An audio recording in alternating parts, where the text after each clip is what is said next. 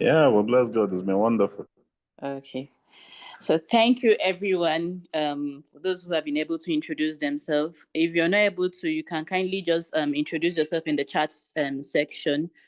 We want to go ahead with our training for today. So SCAAD Initiative is Sustainable Collective Advocacy for African Development.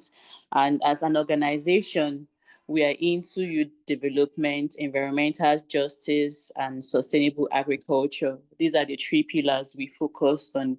And for today, one of our pillars, which is sustainable agriculture, we are having a training where we empower young people.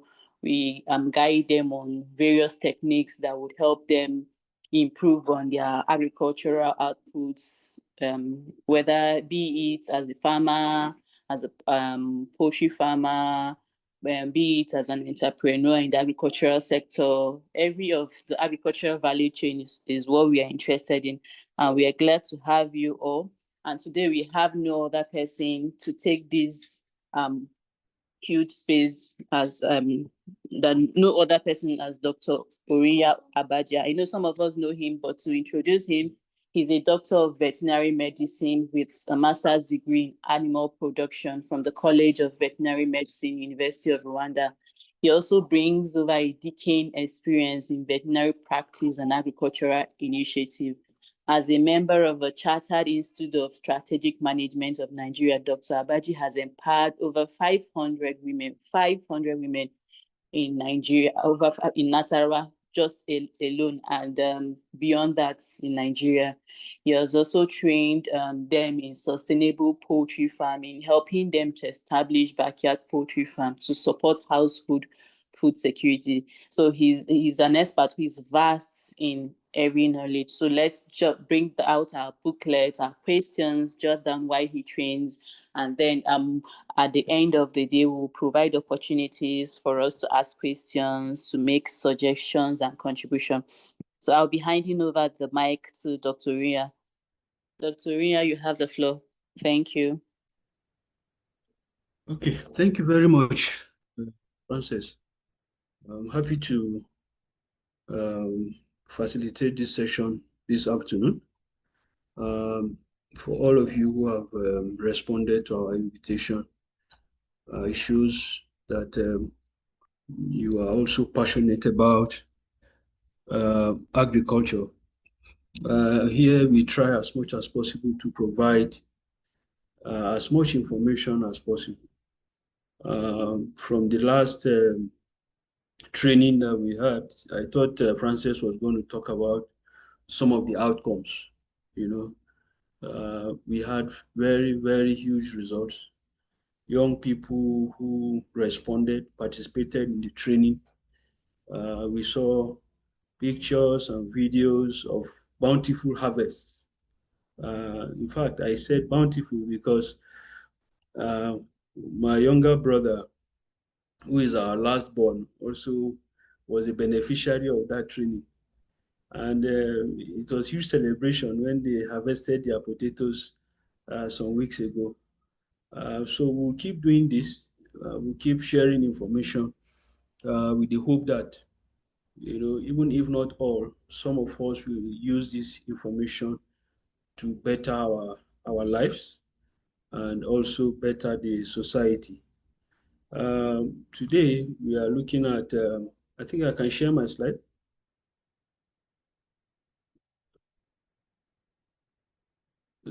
Can you see my slide? Yes, we can. Yes. Okay, yeah.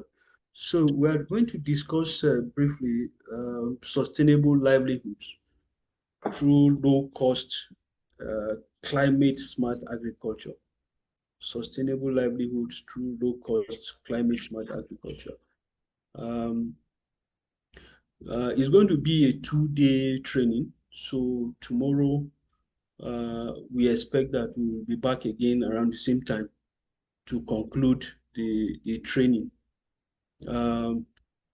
So let me quickly just share the outline of my presentation. So the presentation has an introduction. We'll also try to define low-cost, climate-smart agriculture. And then we'll look at the core principles and key practices of low-cost, climate-smart agriculture. And then we'll also look at the agricultural value chain exhaustively, and then look at the opportunities that are available on each segment of the agricultural value chain. And then we'll look at that. So probably by tomorrow, let's see how far we can go today. And then we'll look at the agriculture in a VUCAD world. Agriculture in a VUCAD world. VUCAD means volatility, uncertainties, complexity, ambiguity, and disruption. So we're going to look at agriculture in this present VUCAD world that we live in, and then try to demystify and see what opportunities are present despite the volatility, despite the uncertainties, the complexities, the ambiguities in government policies, and even the disruptions that comes with climate change. And then we'll look at some outcomes of adapting climate smart agriculture. So when we adapt this climate smart agriculture, what are some of the results that we expect to see? What are some of the outcomes? Even at output level, people are still making a living at output level.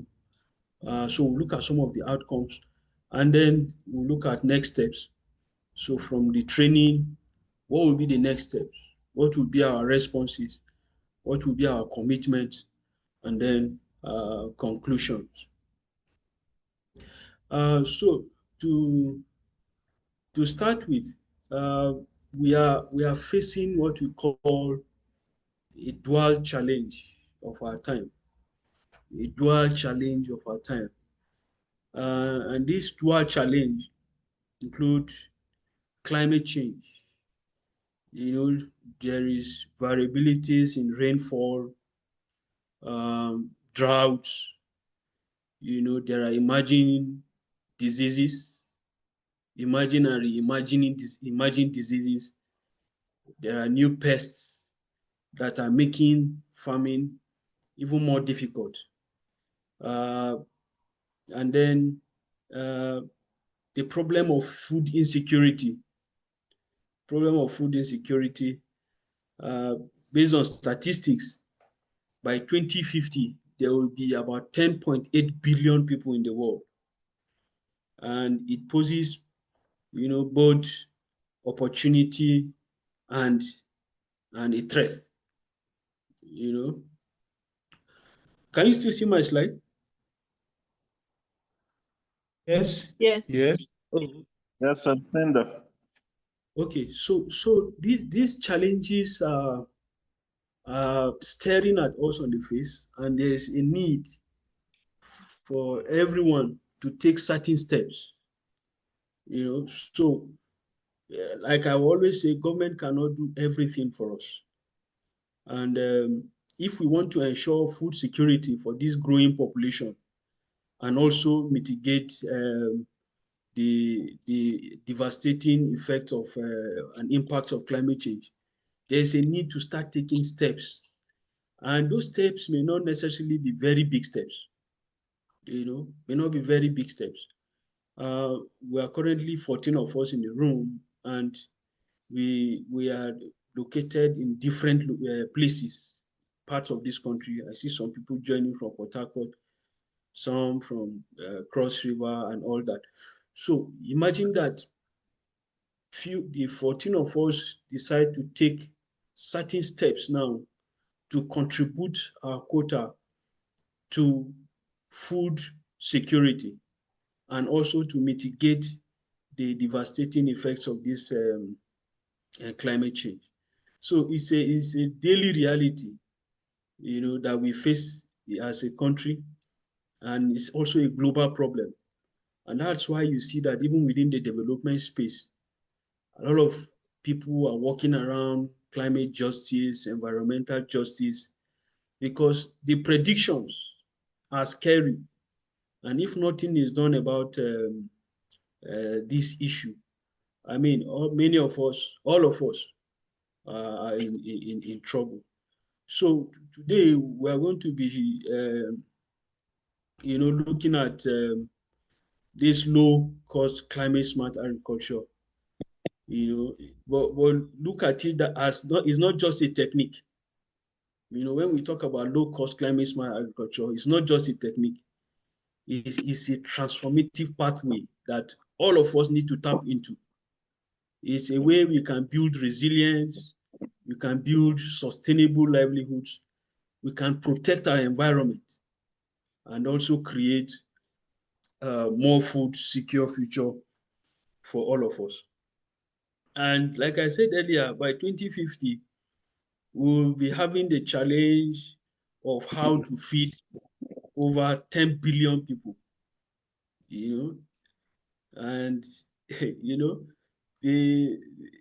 when you even see the challenges of feeding 7.5 billion people currently, you can imagine what it will look like if we continue to do what we are doing today and not adapt some of these adapt to some of these changes. You know that there's going to be a serious challenge by the time we get to 2050. So talking about 2050, I like to always have this share this information about retirement, retirement planning. So when you get to the year 2050, we're in 2025 now. So by 2050, that would be like 25 more years from now. So if you add 25 years to your years now, how old will you be by 2050? And how are you preparing for that time? And it's important that we begin to reflect, that a time will come when we can no longer do certain things. The kind of energy that we have now, that energy will no longer be available at that time. And you see, retirement is an inevitable thing. It's a time that you leave active service because of age, because of years of service. It could even be maybe because of illness. So it's important that we have this reflection about retirement planning so that we don't leave our retirement planning for others to do on our behalf without being directly involved. And there are so many things that we can do about our retirement planning. And part of what we are part of it is what we are doing today. This information that we are sharing, how does it contribute and help us even at the time of retirement, so that we don't get into trouble? Globally, retirement is around 65 years or 35 years of service, even though it's now being increased to between 60 to 70 years in some countries. And here in Nigeria, you see a lot of people who are even trying to manipulate their age when they get to retirement age because they want to continue in service, probably because they are not prepared for retirement. So I said on my slide that if you have worked for more than 15 years of your life and you still don't have anything in place that works to secure your future, then you may be in trouble. Of course, there are a lot of young people here who are just starting life. And anytime I do trainings like this, I always make it clear that you don't wait until you're halfway into your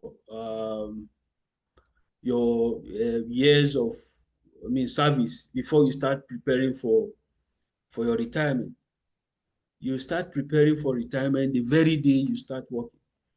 And it's important that we even share, you understand the stage of life where you are currently. So the stage of life is divided into 4 key stages. Stage 1, which is between 1 and 25 years, is the time when you learn, the time when you're expected to go to school, earn your first, second certificate. Some can even get their third degrees within this age. And it is termed the morning of life. So all the learnings that you need to have, the experiences, in terms of education, you learn around this time. And then the second stage of life is between 26 to 50 years. And this stage is the afternoon of life and also the earning stage of life. It is a time when you make all the money. It is time when you make all your investments. It's the time when you plan your retirement. In fact, around this stage of life, you should be able to, predict how your old age is going to look like.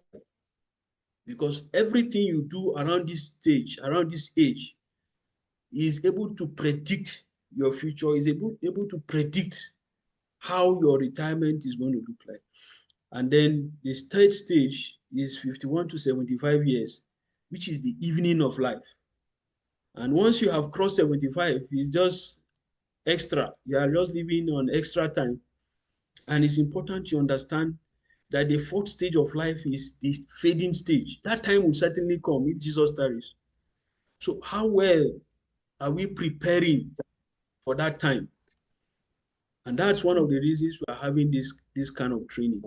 That a lot is going to happen between this time and the time when you are going to retire.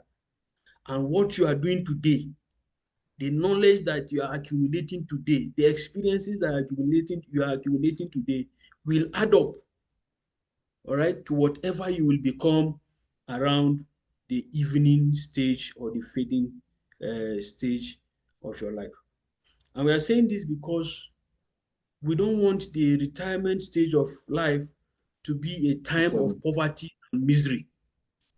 It shouldn't be a time of poverty and misery, because at that stage, you are expected to have attained financial independence. And that means at that stage, even if you are not working or you are not making any extra income, the returns from your existing investment should be able to take adequate care of your needs. So I've just tried to provide this background so that we have at the back of our minds that this is not just a training. We are planning for tomorrow. We are planning for tomorrow.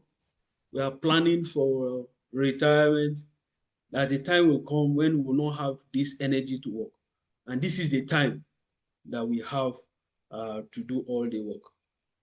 So we'll try to define low-cost climate smart agriculture. Low-cost climate smart agriculture. It's a way of farming that helps people adapt to climate change. It helps you adapt to climate change. In fact, if what happened, the unfortunate thing is in this country, we don't learn. We don't learn from the past. If you look at the flooding that happened in Kogi State and some parts of the country last year, the expectation is that government would have taken some proactive steps to mitigate, future occurrences of these things. And then look at what happened in Niger State recently, So people will just use the opportunity. In fact, it looks as if people even want these things to happen, especially those within the humanitarian sector of government. And, they want these things as if they want these things to happen because it's an opportunity for some of them to cash out, So we don't take steps to prevent some of these things, and lives are being lost. And so that's why we are having this kind of training, so that we share this information, so that some of us who are sensitive enough will begin to take proactive steps. So low-cost climate smart agriculture is a way of farming that helps people adapt to climate change, protect the environment, and improve their income, all without needing a lot of money or expensive technology. So when we talk about smart agriculture, we're not employing any expensive technology. We are looking for how best we can apply agriculture, to also maximize profit. So it is built on using knowledge, using innovation, and natural resources wisely. And it's not about buying expensive solutions, like I said earlier, but working smarter with what we have. I'm currently setting up a farm for a client, and the principle is simple. There should be no waste in the farm. Nothing is wasted. Whatever you put into the farm is utilized 100%, including the feces of the livestock. It's either utilized as fertilizer or is converted to something else. So we'll get to that shortly. So like I said, it's just a way of adapting to climate change, and then also protecting the environment without use of expensive technology. So what does this mean for crop farming? What does this mean for crop farming? So it involves growing plants in ways that save money and also handle weather changes. How do you plant your crops in a way that will save money and also handle weather challenges? So first is healthy soil. So instead of buying chemical fertilizer, climate smart agriculture focuses on use of compost. You use plant and animal waste. You also focus on mulching, using straw or leaves. I was in the farm recently, and I just saw people cutting these straws of corn, and I say, look at how money is being wasted. Cutting it and discarding it. Some will allow it to dry and then set it on fire. So instead of buying chemical fertilizer, farmers will use compost or mulch and make the soil fertile and make the soil be able to hold water so that it can prevent erosion. And this will save money and also help crops to survive drought. And then the second thing is smart water use. So instead of relying only on rain or expensive irrigation, you collect rainwater in simple pits. For places where they experience a lot of drought, you collect rainwater in simple pits, collect in tanks, and use cheap drip systems. Like as you can see in the picture there, cheap drip systems. Like bottles that holds water for some time and drips, directly to the roots of the plants. And of course, this will save you money. You don't need any machine, to do some of these things. If you go in the environment now, you see a lot of water bottles, in dump sites, causing a lot of havoc to the environment. We can collect these empty water bottles and use them for these cheap irrigation systems. And then natural pest control. So instead of buying chemical pesticides, we use natural sprays that are made from local plants. I don't know if you've seen neem before. Some of the dangers. I read a research article recently. The researcher was raising alarm about the vegetables pesticide residues that have been found in at least 80% of vegetables in the market. They just randomly picked these vegetables from the market and tested them for pesticides. And 80% of the samples they collected were positive. And then you wonder why people are having cancers, all kinds of cancers, all kinds of diseases that they cannot explain. So using these pesticides, instead of buying this chemical, you can use natural sprays that you can get from plants like neem or chili, or you can plant different crops together to confuse pests. And this exactly is cheaper and safer. And then the last point on this is diverse and strong crops. So farmers plant in mixed cropping or mixed crops, and use seeds that can survive droughts, seeds that can survive floods or pests. And if for any reason one of the crops fails, another seed can succeed it and reduces the risks and ensuring that there is food to eat. Now, what does this mean for life? What does this mean for livestock farming? So it involves raising animals in ways that are cheaper and better for the environment. And the first thing it does is improved feeding. Now, what you do is to grow nutritious fodder grasses and trees on land instead of buying expensive feed. In fact, we have adopted a strategy now because if you look at the cost of feeding livestock, it narrows and reduces whatever profit you make from it. So if you use these nutritious fodder crops, fodder grasses, especially I talked about maize stalks earlier, you use them as animal feed, it reduces waste. So for instance, now is about harvest time. I've met a Chinese who say, look, we are just wasting resources in this country. When you harvest maize, you just take the corn cobs and go and and then the remaining is just waste.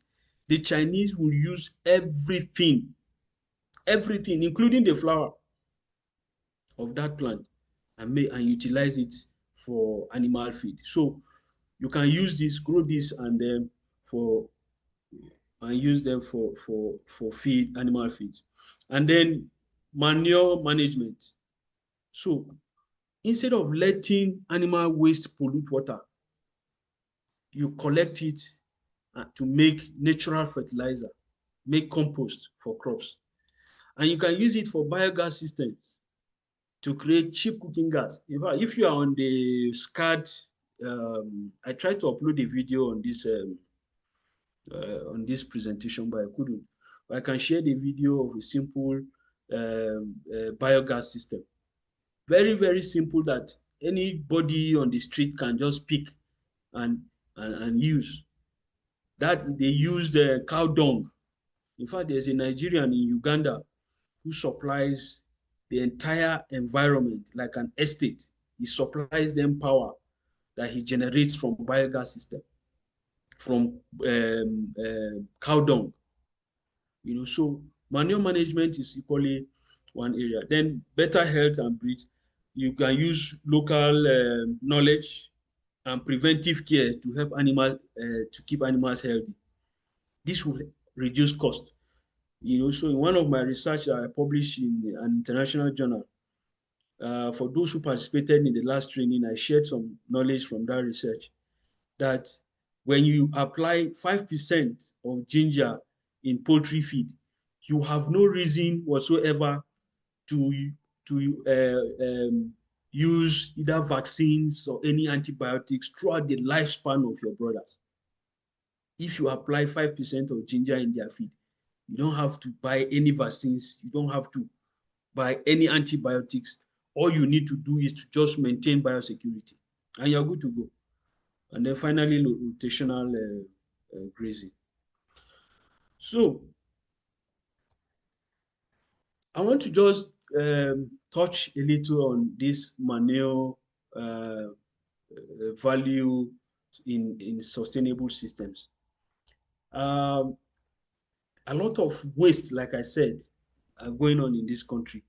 And as young people, if we are smart enough, we can take advantage of some of those. In fact, when I was developing these slides, I remember when I was in my 500 and 600 level, we used to go for PD, pregnancy diagnosis in cattle.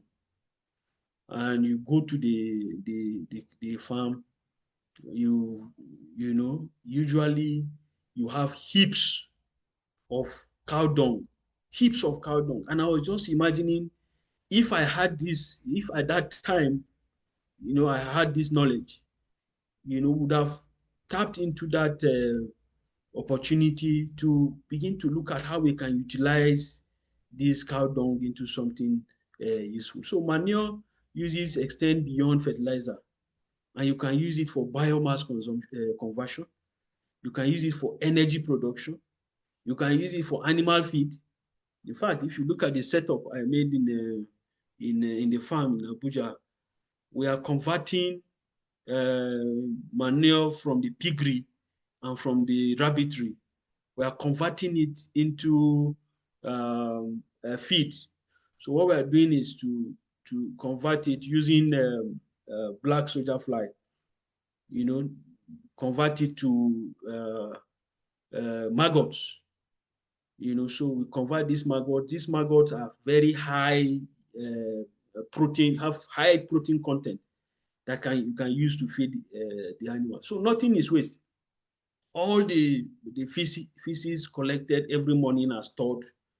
You know, we set up mini digesters, you know, in the farm that we use to convert these things to maggots that we use to feed the farm. So manure acts as rich source of organic matter. It improves soil structure when you use it as for your farm. It also improves water retention and also microbial activity for better plant growth. Some of these things we eat, if you have gone through certain research, you will be afraid to eat just anything, you know, because the level of chemical residues, you know, coming from the vegetables, the grains that we consume, you know, is a threat to public health. So manure it provides also bioenergy through processes like anaerobic digestion and producing biogas. I told you earlier that, in fact, if you check modern houses now, people are setting up their soakaway. They are setting up their soakaway to produce biogas, clean energy that they use in cooking their food. In fact, in countries like Uganda, especially in the villages where you have most of the cattle rearing, you know, this biogas, a lot of people use cattle dung for their cooking gas. So in Nigeria, you see, in fact, I've met people who carry out this, who do this, establish these processes for people in their homes. So your soakaway, where your poop can also become useful, instead of allowing these people to come and pack it and go and trash somewhere. It can become useful to you by producing biogas. Now, the three main goals of low-cost climate smart agriculture include: number one, it helps farmers to deal with climate problems like drought, flood, and also changing seasons. It protects the environment, care for the environment by reducing pollution. It saves water and keeps the soil healthy. And then it also increases harvests. It improves animal health, and it raises farmers' income by lowering their costs. And these are the three main goals of climate smart agriculture. You know, lowering the cost of production is one key factor, and it is a very, very practical and affordable approach that turns challenges into opportunities for a more secure life. Now, we'll just look at the core principles, why that is behind these practices. Why should you go into climate smart agriculture? And these are the fundamental ideas that guide all climate smart decisions on the farm. The first is you work with nature, not against nature. You work with nature, not against nature. Some people may just trivialize some of this information. But you see, by the time you have a large number of people who are not taking action to protect the environment, it imposes a lot of threat on all of us. So one core principle is that we work with nature, not against it. Copy natural processes to solve problems. We copy natural processes to solve problems. So instead of using chemicals to fight pests, like I said earlier, or fertilize the soil, you use natural methods that create a healthy and balanced ecosystem. Secondly, you use what you have. You use what you have. The best resources are often local. They are free and they are cheap. You know, the technology now has made us think, made a lot of people lazy. And we begin to forget some of these local and cheap solutions that are right before us. Use local seeds, use recycled materials, use traditional knowledge, and on-farm waste, crop residues, animal manure. So these are the core principles around why we adopt these practices. And then knowledge over money. So success doesn't come from buying the most expensive equipment or inputs. It comes from sharing knowledge, learning new skills, and managing the farm wisely. Learning new skills and managing the farm wisely. You can set up a system, like I said, that minimizes waste. You can set up a system that minimizes waste or even eliminates waste completely from the knowledge that you have. Okay, so the system the most recent one I set up is an integrated system. Okay, so there's a crop farm where we have maize and soybean. There's a rabbitry of about 400 capacity. There is a greenhouse, and then there is a biomass system where we convert the waste coming from the rabbitry, the piggery, into converting them through biomass production to form the feed that we feed back into the livestock farm. And then some of the waste also goes into the greenhouse. So you discover that there's minimum waste.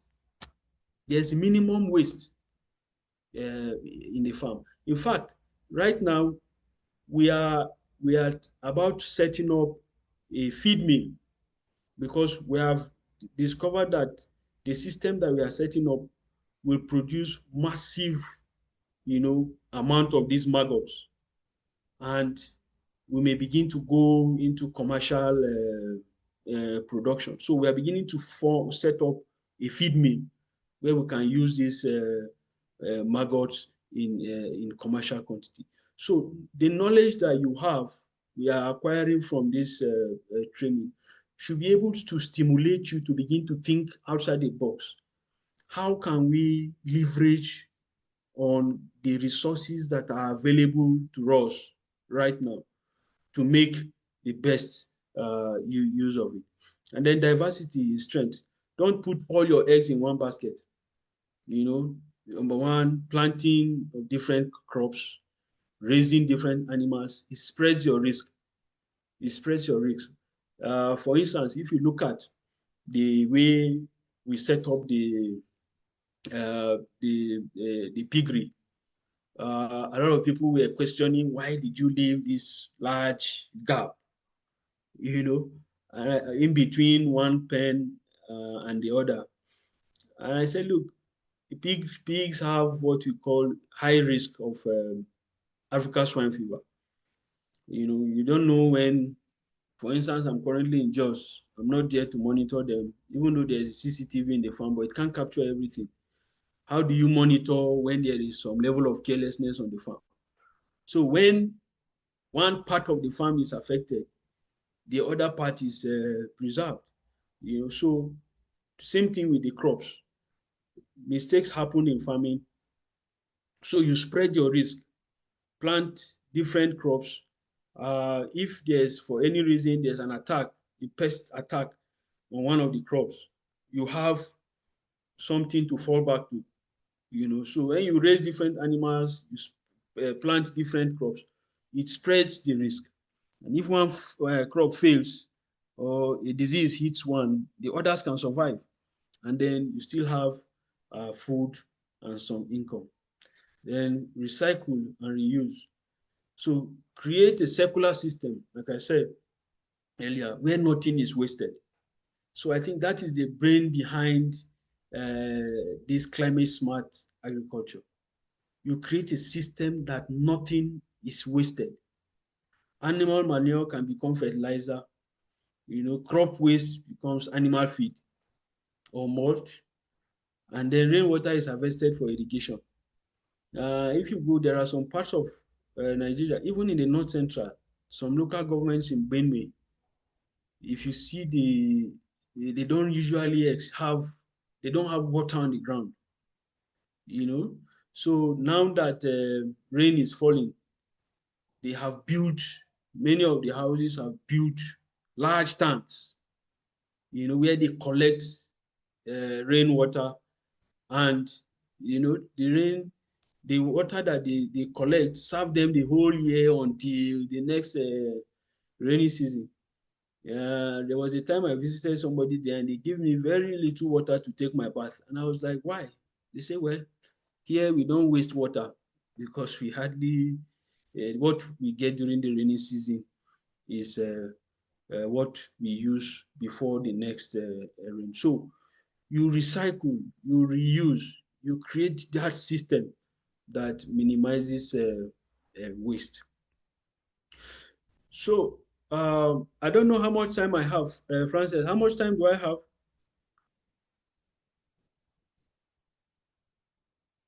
We have just 10 more minutes for questions, and then we can go into questions and answers and comments. Okay. So the next slide is about the agricultural value chain, the agricultural value chain. And I think, I'm not sure time will permit us to look at the value chain before we ask questions. But I will leave that for tomorrow's session so that we can interact and ask questions around the climate smart agriculture and the introductions that we have rolled out. So I will give you the opportunity to ask questions, and then let us interact in the next 10 minutes. So tomorrow we'll look at the agricultural value chain, and then we'll look at agriculture in a VUCAD world. What are we expecting? Where are we currently? And where are we going? How do we tap into the opportunities that are available for us? And we'll also share information about where to go to, for specific areas where you would want to function within the agricultural value chain. We'll share information about where are the specific places that you can go for certain information that are cheap. I visited an engineer yesterday in Jos, and I was surprised about the kind of cheap machines that they produce. Very, very cheap machines, that can help us in our in our farming operations. So this is just the introduction. Like I said, tomorrow we'll look at the value chain extensively, and then we'll look at agriculture within a volatile, uncertain, um, and complex world that is ambiguous and with disruptions. So the floor is open. Let us interact in the next 10 minutes. From your questions, we'll be able to know where we can provide help. So thank you very much. Any Wow. questions? Wow. Thank you so much, Dr. Ria. This is a lot. You unpacked so much. You started with reminding us of the fact that there are stages in life and the need for us to identify where we are currently and begin to plan ahead. For me, I'm quite, as in, I'm very interested in that because sometimes we plan, and when we don't plan, we plan actually is a way of planning to fail. And for the different ideas and suggestions you have given, especially the low cost, climate smart agricultural farming methods one should adopt, it's very important. Given the example you gave regarding the fact that waste in particular has so many things we can do with it, really kind of broadened my mind with the fact that so many things we take for granted, even as someone who has a small household, and some of these things are the things we use, the likes of corn and the rest, and we have little gardens in our house, things we actually throw away, actually useful. So I really want to appreciate this reminder and the fact that we need to be intentional even in our farming approach. So I want to open the floor for others to for comments, contribution, confusion, suggestions. We have an expert here who is able to critically analyze the situation and also prefer solution. Probably while we're waiting for others to, I don't know if there are questions. I don't go ahead. Are there questions, suggestions? While we wait for others, when you were mentioning setting up, what came to mind was, oh, you have to be big, you have to be rich, you have to have so many have a big land and all that's prepared for it. But how about young people who are just starting, who are just trying out in that the agricultural sector, who are trying one or two things, planting the potatoes, like the people we have in our club who just planted potatoes, saw the outcome. Some people's potatoes were successfully harvested, some harvested and had some challenges and all that. How do they go from that little effort then to the big ones, to trying to, so that one doesn't do so much and then get confused as to or make mistakes? How would one begin to grow from the little we are doing, especially if you're into backyard farming, if you're into backyard agricultural setup? How do you start with that before you go into the big one? Can see something coming up. Okay. Is that the video you Okay, mentioned can you see earlier? this video? Yes, yes. Yeah. Let me play.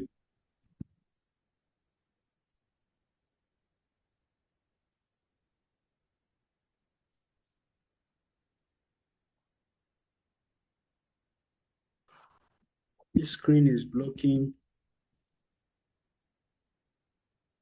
Okay.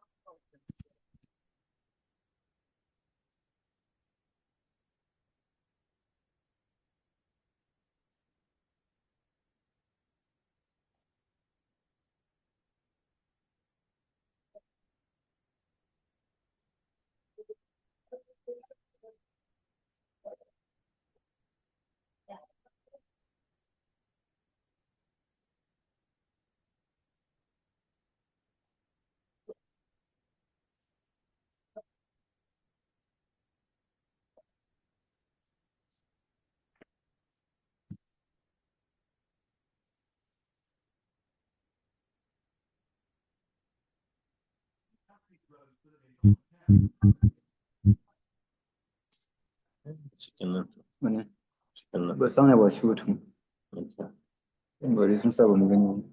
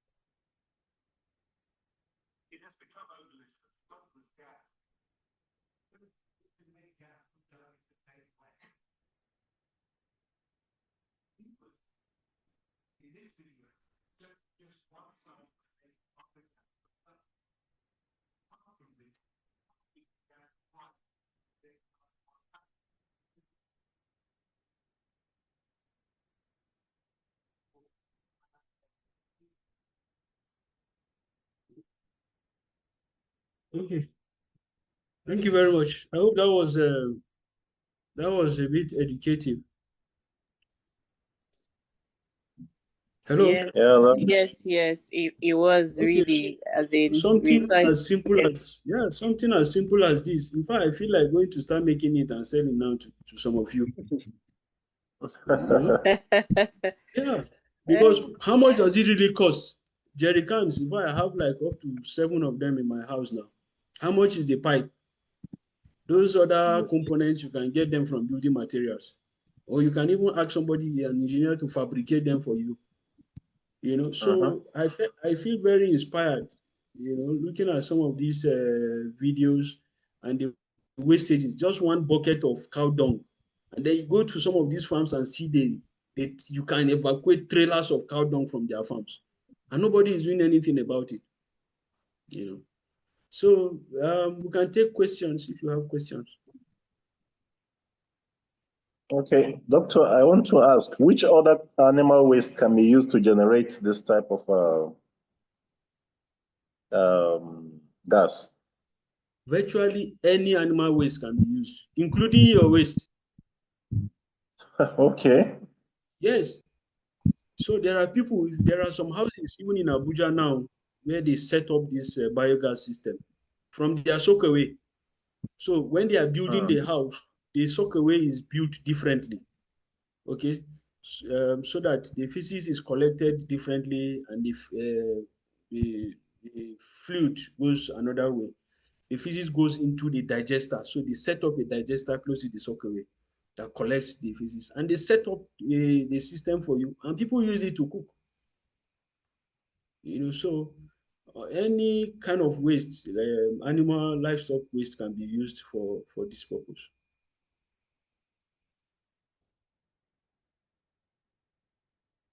Any other question?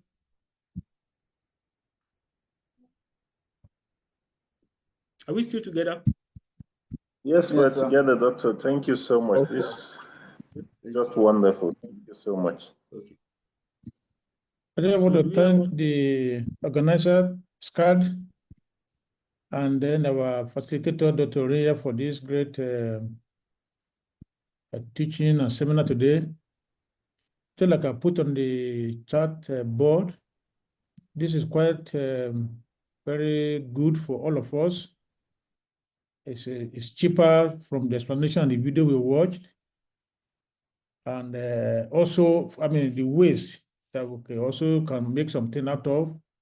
And then even the agriculture, the organic thing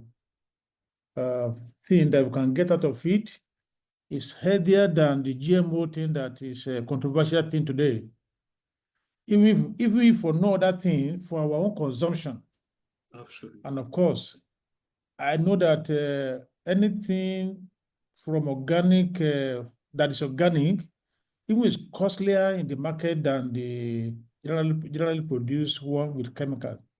There's something that you export that if it is a true fertilizer, for some of them, they return them back. But if it's organic, but you get your money quickly and all that. So this is very good. Thank you so much, SCAAD and Dr. Rinya. Thank you, sir. Thank you so much. In fact, you need to go and check research. Some of the meat that we eat, up to 90% of them have antibiotics residues. The meat you eat, the chicken, the 90%.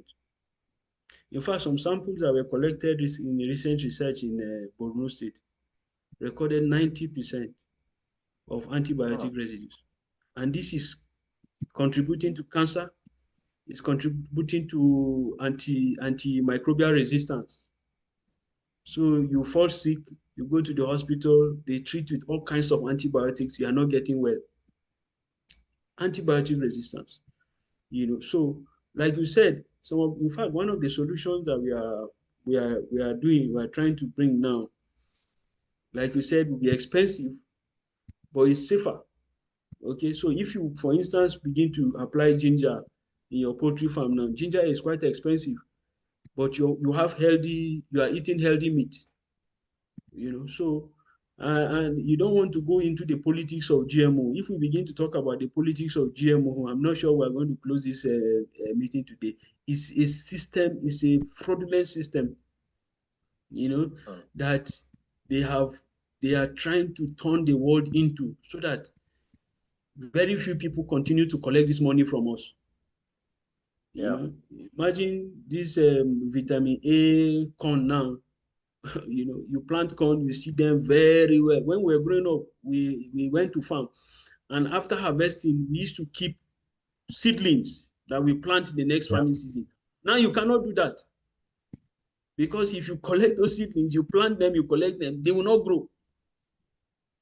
So they have created that system that by the time you plant, harvest, you just eat and come back to them to buy the seedlings again.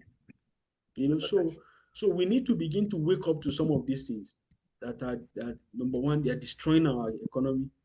Number two, they are not even healthy for us as human beings. So any other comments or questions? Yeah, Dr. Thomas. Yes, Doctor, I just want to really thank you for this. You really stir me up here.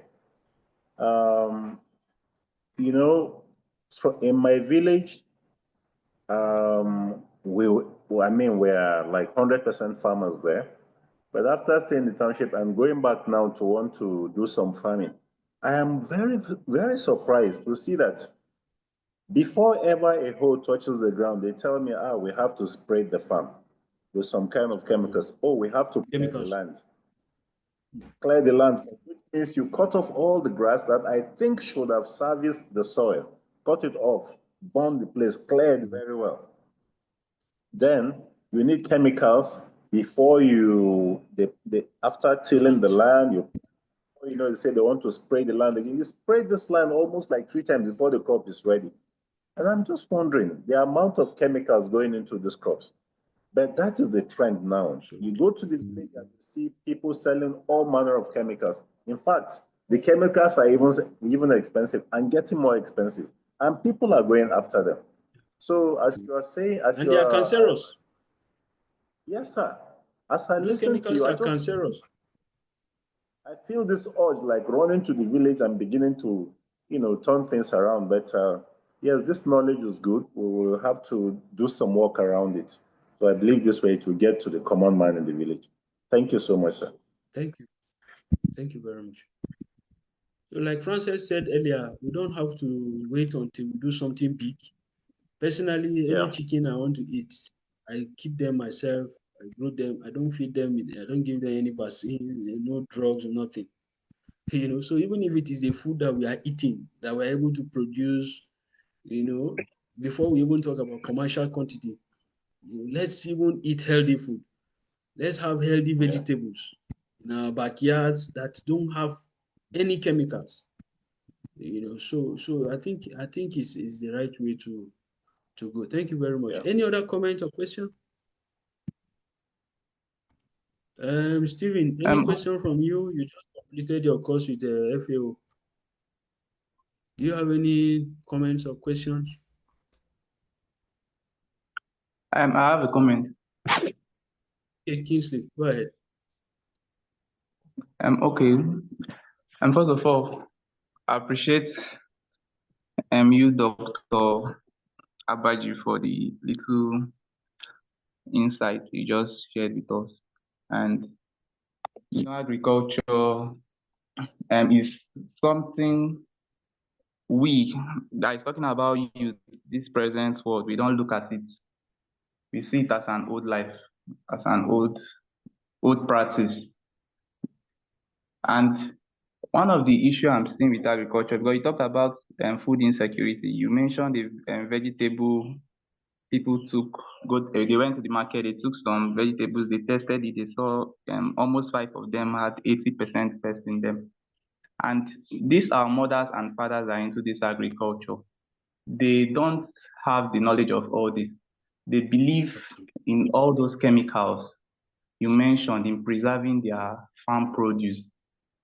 They believe in it because they feel is the best practice. So how do we, and it's a challenge, still, when they bring it to the market, it's still tremendous to our health. So how do we tackle this? And also insecurity, because most people, like based on how the country is now, most people are scared of going into agriculture because they feel when they go to the farm, unknown men will come to attack them and all that. So which is also a problem. So how do we tackle this? Because that insecurity, food insecurity will still be coming up because those that practice this farming are those ones in the rural areas. Let me just say, are those ones that don't have the idea of all those things, the dangers, the consequences, and all that. So which is a major problem on food insecurity. So how do we? Yeah, thank you, Kingsley. And that's why we are even having this conversation, so that any opportunity we have, we provide this information to the people in the rural areas. You can do a step-down training for them, just provide information, basic information about the dangers of some of these chemicals that they are using for their crops, and then telling them the information about the alternatives that they have. And then I agree with you that insecurity is a challenge, but I can tell you that there are countries that don't even have vast land like we have in Nigeria, and they are farming. Some countries, you see people farming on top of their roof. Now people are even going into hydroponic farming. Imagine farming inside your sitting room.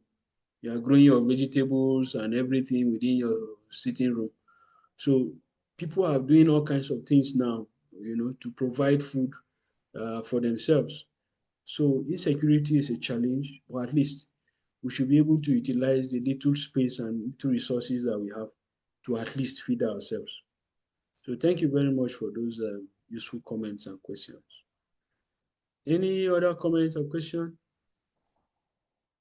All right, Francis, you have the floor. I know our time is fast spent. Wow, such an insightful session.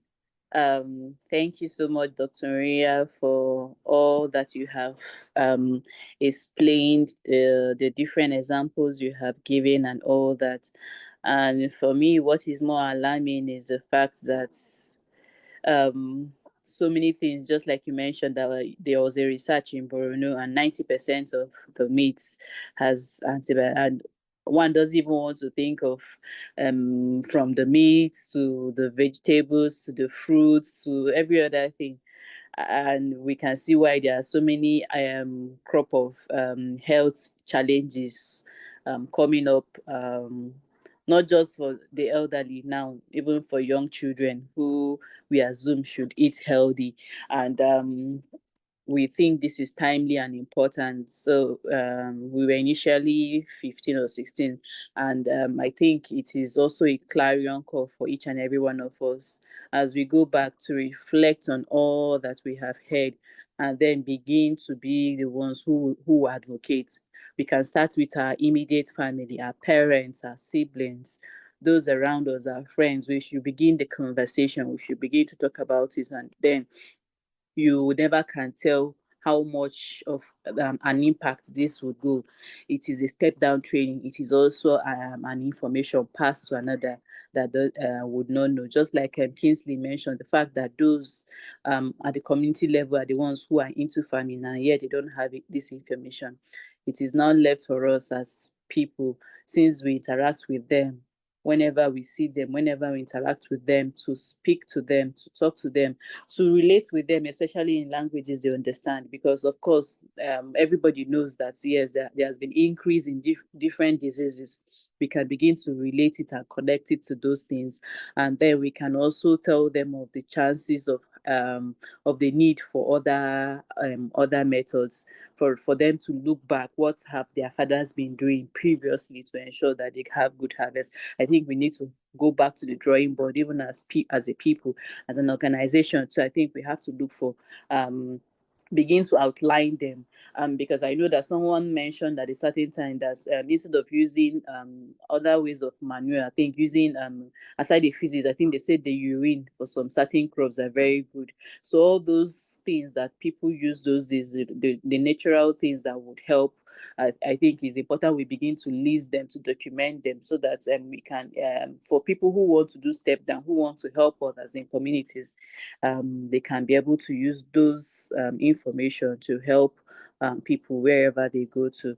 So thank you very much, Dr. Ria, for this insightful training, for the information. We look forward to learning more tomorrow.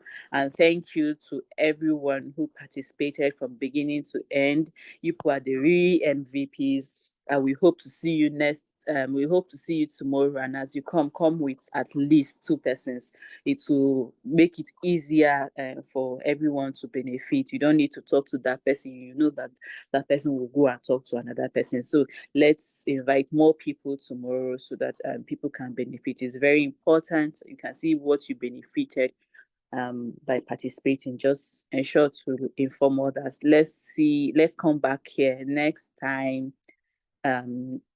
Tomorrow by 2 again. So thank you, Dr. Ria. We look forward to seeing you tomorrow and hearing more from you as well. Thank you, everyone. Thank you so much. Thank you. All right. Have a good afternoon. Thank you, everyone. Bye, everyone. All right. Bye, everyone. Thank you so much, sir. Okay. Thank you.